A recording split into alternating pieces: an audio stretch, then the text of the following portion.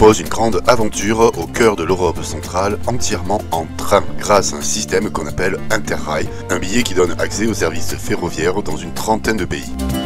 Avant d'aller plus loin, je vous rappelle que vous pouvez obtenir dans la description de cette page plus d'informations sur chacune des étapes de ce voyage.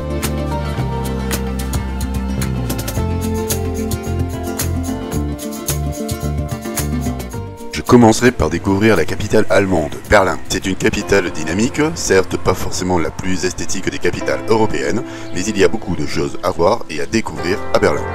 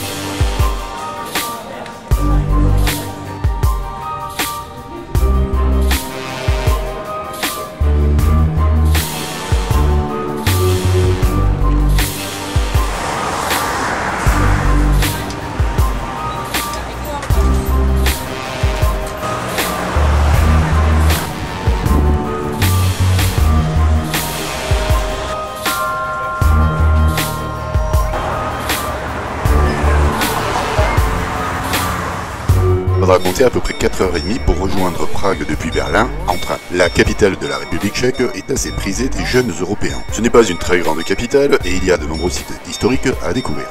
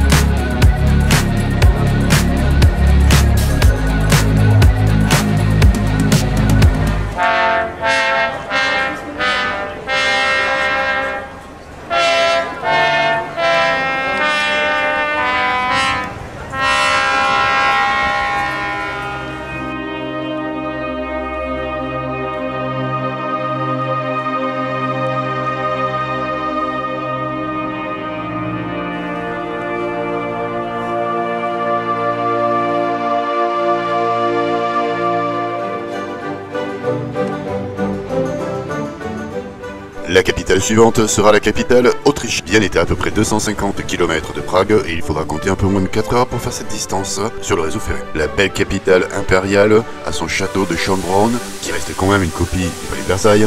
Entre cathédrale, palais, musée ou opéra, la ville de Vienne comporte elle aussi de très nombreuses choses à voir.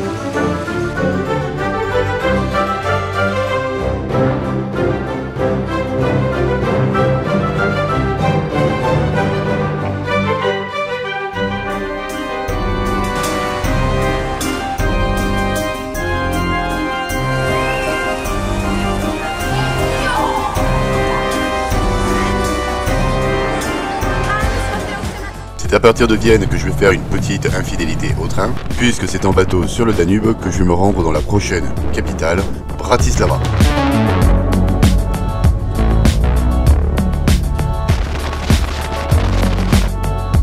C'est la toute petite capitale de la Slovaquie et globalement, en 2 jours, on a largement le temps d'en faire le tour.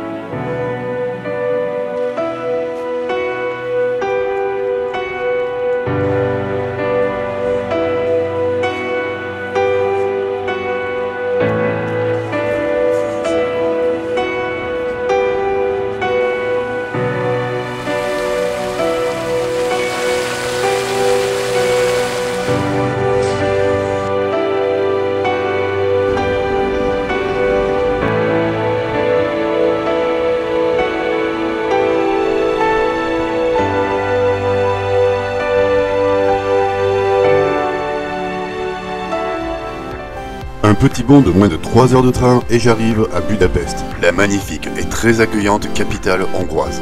Les monuments, les sites historiques, les musées, le parlement, tout est beau à Budapest. Et il ne faut pas hésiter à profiter des différents termes disséminés dans la ville.